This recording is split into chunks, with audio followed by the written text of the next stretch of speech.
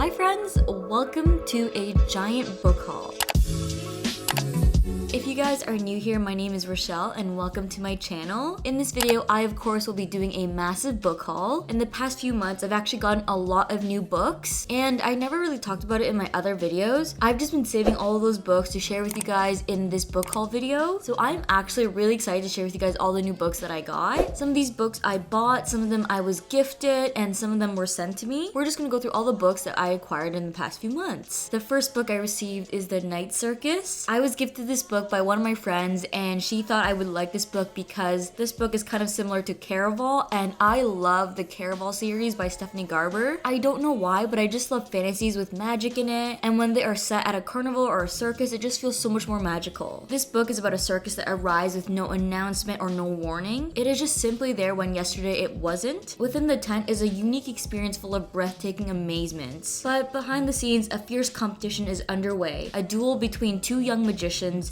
Celia and Marco, who have been trained since childhood for this purpose by the instructors. For both of them, this is a game in which only one can be left standing. The stakes are high and Cecilia and Marco soon tumble headfirst in love, setting off a domino effect of dangerous consequences and leaving the lives of everyone from the performers to the patrons hanging in the balance. I love a good romantasy, so I'm so excited to read this book. I also love the cover. It has a hole right through it and you can just see the circus through the hole. Then I got House of Flame and Shadow. I read this book not that long ago because I just couldn't wait to read it. I actually love this book so much, as you can probably tell by how much I tabbed it with all my thoughts and feelings. This book is the third book in the Crescent City series by Sarah J. Maas. The second book in this series left off on the biggest cliffhanger ever. So in this book, we pick up right from where we left off in the second book, and oh my god, the story in this book is so good. I really could not put this book down because I was so invested in the story. In my opinion, this is probably my favorite book in the entire series so far. I gave this book 5 stars. Then I got Good Material by Dolly Alderton. This book is actually signed by Dolly. Towards the end of February, Dolly Alderton was doing her book tour and she stopped by my city. So of course I got tickets and I went to go see her talk, and it was only fitting for me to buy her newest release. This book is about Andy and he loves Jen and Jen loved Andy, and he can't work out why she stopped loving him. Now without his own place to live and waiting for a stand-up career to take off, Andy clings to the idea of solving the puzzle of his ruined relationship, because if he can find the answer to that, then maybe Jen can find her way back to him. But of course, Andy still has a lot to learn about life. This story is told from Andy's perspective, and it's about the aftermath of a breakup from a relationship you didn't want to end. At the event with Dolly Alderton, I did end up picking up another one of her books, and I picked up Ghost. This book is about Nina, and she's not bothered that she's single. She owns her own apartment, she's about to publish her second book, she has a great relationship with her ex-boyfriend, and she has enough friends to keep her social calendar full. Then she downloads a dating app and does the impossible. She meets a great guy on her first date. Max is handsome and built like a lumberjack, but more surprising than anything else, Nina and Max have chemistry. They dance together like fools, they happily dig deep into the nonsense of crappy music, and they create an entire universe of private jokes and chemical bliss. But when Max ghosts her, Nina is forced to deal with everything she's been trying so hard to ignore. Her father's dementia is getting worse, and so is her mother's denial of it. Her editor hates her new book idea, and her best friend from childhood is icing her out. Just reading the back of this book, I think it's a book that a lot of people today can relate to. I don't know why, but I feel like being ghosted is something that happens quite often now. Honestly, not gonna lie, I think I can relate to this story too. I honestly think I'm gonna love this book a lot. The next book is Anxious People by Frederick Backman. The first book I read of Frederick Backman's is Beartown, and I absolutely love that book, so I decided that I should try another one of his books. So I picked up Anxious People because reading the book description, it felt a little more lighthearted. And if you haven't read a book by Frederick Backman, I think most of his books are kind of known to be sad, except for this book, so that's one of the main reasons why I chose to buy this book. Looking at real estate isn't usually a life or death situation.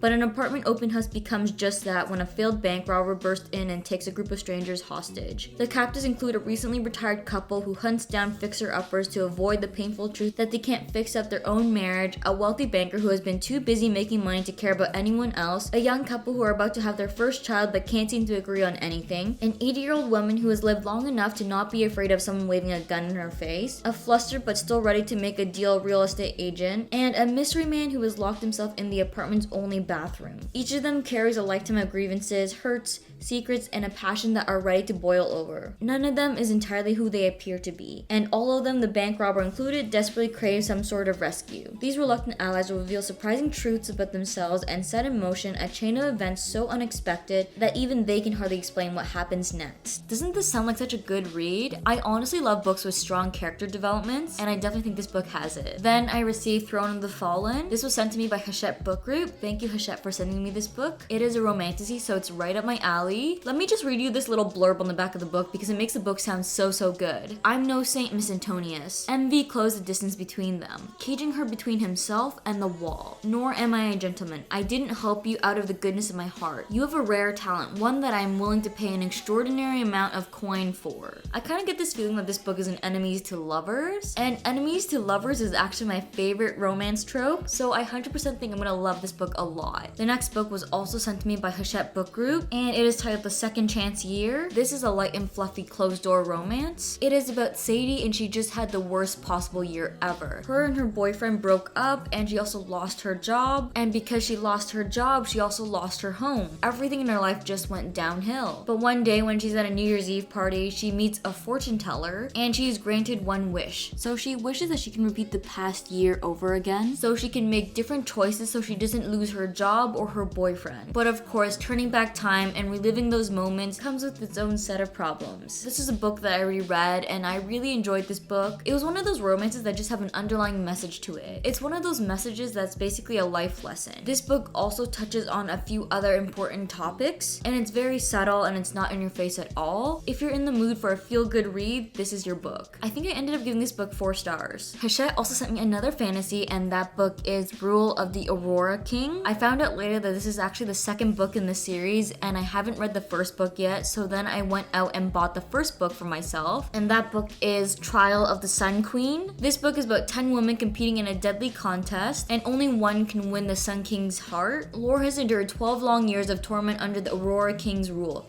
Her only desire is to escape and pay him back for every moment of misery she's endured. When a surprise release finds her in the hands of the rival Sun King, Laura is thrust into the spotlight as she competes against 9 other tributes for the role of queen. She'll earn her freedom and finally get her revenge. But Laura doesn't belong in the Sun Queen's trials. Not only does she not understand why she was freed, she isn't a citizen of the Sun King's court. The other tributes resent her presence and will stop at nothing to ensure Laura is removed from the competition permanently. Now Laura has to win because if she loses, she dies. Or even worse, she'll be returned to the evil and now vengeful Aurora King. I love reading fantasies about badass female women, especially in the competition setting, because it just shows you how powerful they are mentally and physically. Then I got Magnolia Park's Into the Dark. This is the OG cover. When I got this book, I could not wait, so I already read this book. This is the 5th book in the Magnolia Park series, but it is the 3rd and last book in Magnolia and BJ's POV. When I was reading this book, is bittersweet because I've been waiting for this book forever, and I thoroughly enjoyed this book. But I'm also sad this series is coming to an end because I love this series so much. If there were a million books in the series, I would read all of them. Anyway, this book does pick up right from where it left off in The Long Way Home, which is the 2nd book in the Magnolia and BJ POV. But I find that this book is written a little differently from the other 2 books. Unlike the others, there's quite a bit of grief in it, but there's also really happy moments, and at times you also get mad. So you really feel all the feels when you're reading this book. And then I received Dance of Thieves. This was a birthday gift. I've seen this book so many times on Book Talk, and I've heard so many good things about it, but for some reason I never thought of actually buying this book and reading it myself. But now that it was gifted to me, I'm so excited to read it. This book is about an outlaw family that claims to be the first among nations. A son destined to lead thrust suddenly into power, 3 fierce young women of the Queen's premier guard, a legendary street thief leading a mission determined to prove herself, a dark secret that is a threat to the entire continent. When outlaw leader meets reformed thief, a cat and mouse game of false moves brings them together in a battle that may cost them their lives and their hearts. This book is another romantasy, and I'm sure you know by now from this book haul so far that I love fantasies with a strong element of romance in it. Any romantasy out there I'll probably want to read. Then we have this romance titled Forever Never by Lucy Score. If I'm gonna be honest, I'm quite nervous to read this book because I started reading the first book in the Knock 'Em Out series. I think it's titled Things We Never Got Over, and and I didn't really like that book because I just didn't really like the character. She just had a coffee addiction, and it kind of just annoyed me how obsessed with coffee she was. It was kind of like coffee was her personality, and I could not endure reading a 500-page book with a character like that, so I DNF'd the book, and that kind of just gave me a little bit of a bad taste in terms of Lucy's books. Yeah, so that's why I'm nervous to pick up this book because I really want to love it. This book will definitely be a book that I read later on this year when it's close to winter, because I think this book does take place in the winter. The next book is The Great Gatsby. This is a classic. I'm not someone who reads a lot of classics. The Old English is usually something that's hard for me to just wrap my head around, but I really want to start reading classics, so I'm hoping The Great Gatsby will help me get into the genre. A selling point of this book is how short it is. It's about like 150 pages long. Also, I believe this is one of Taylor Swift's favorite books, so I'm hoping that when the time comes, that fact alone will give me the motivation to pick up this book and read it. The next book is The Maidens by Alex Michaelides. I decided to pick up this book because I read Alex's other book, The Silent Patient, and absolutely loved it. I gave it 5 stars, so I thought it'd be nice to give another one of his books a try. This is a mystery thriller, but I just haven't been in a mystery thriller mood lately, so I don't know when I'm gonna read this. Hopefully it's sometime this year though. The next book is The Atlas Six. This is a book that's very popular in book talk, but I never got around to picking it up until recently. Each decade, only the 6 most uniquely talented magicians are selected to earn a place in the Alexandrian Society, the foremost secret society in the world. The chosen will secure a life of power beyond their wildest dreams, but at what cost? Each of the 6 newest recruits has their reasons for accepting the society's elusive invitation, even if it means growing closer than they could have imagined to their most dangerous enemies, or risking unforgivable betrayal from their most trusted allies. They will fight tooth and nail for the right to join the ranks of the Alexandrians, even if it means they won't all survive the year. Doesn't this book sound so good? I love fantasies with high stakes. I think reading this book will keep me on the edge of the seat, and I cannot wait to read this. Honestly, this book sounds like a book that I'm gonna pick up and read and love it so much that I'm gonna need the second book immediately. The next book is Babble by R.F. Kuang. I read Yellowface also by this author, and I enjoyed it, so I decided to give another one of her books a try, and that's why I decided to get Babble. Another reason why I got this book, because it's a standalone fantasy. There's so many fantasies I have on my physical TBR that are part of a series, and it's just a lot of books to read. As much as I love seeing the story grow and expand and become so much bigger than it was in the first book, I really just wanted a fantasy that won't make me buy another book. The next book I bought is The House Across the Lake. This is a mystery thriller novel, and I've heard nothing but good things about this book, and I've also heard nothing but good things about this author. I haven't read any books by this author, but this is the second book I own of Riley Sager's. I'm really hoping to read this book soon because I think it's the perfect mystery thriller to read in the summer. I honestly just think this cover just screams summer vibes to me because of the cabin and the lake. It's like cottage feel, you know? Then we have A Touch of Darkness. I was gifted this book for my birthday, and I'm glad that I was gifted this book because I honestly don't think I would have picked up this book for myself if it weren't for being a gift. When it comes to Greek mythology, I just get so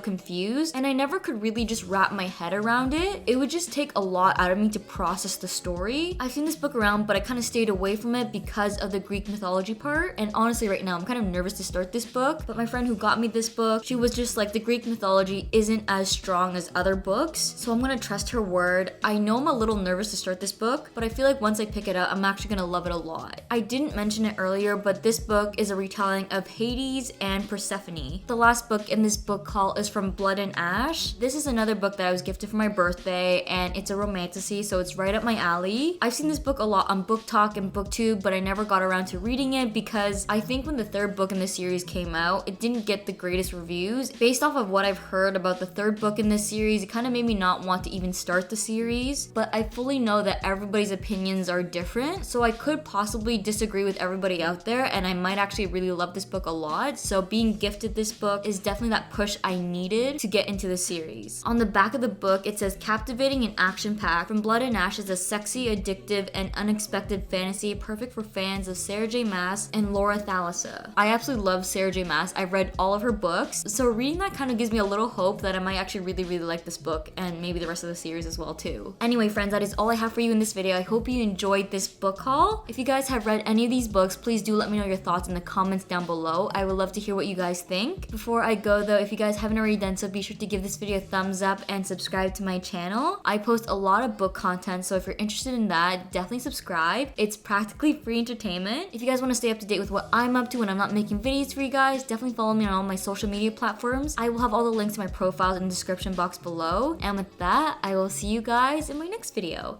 Bye! Pull the key out the ignition. Run your mouth but I never listen. You hold me back, will never last. Keep talking all your shit. Wondering how all this started. You left me broken hearted.